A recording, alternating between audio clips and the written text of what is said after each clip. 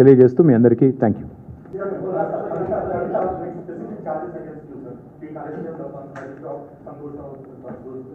See Rahul, I'll tell you one thing. Whatever had to be discussed has been discussed in the party. Action has been taken. Once action has been taken, there is nothing further that I can add or comment.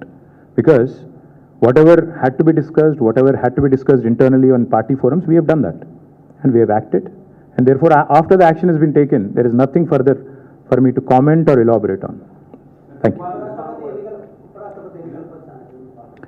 Yes.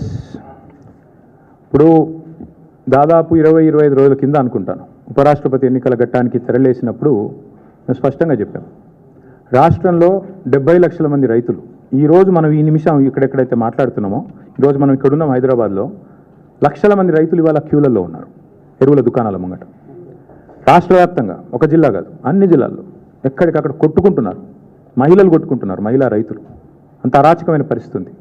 20-25 రోజుల కిందట మేము మా party నుంచి demand చేసినాం, ఇది రాష్ట్ర ప్రభుత్వ వైఫల్యమా, కేంద్ర ప్రభుత్వ వైఫల్యమా, ఎవరిది అన్నది మీరు తెలుసుకోండి, కానీ రైతులకు ఎరువులు అందించండి.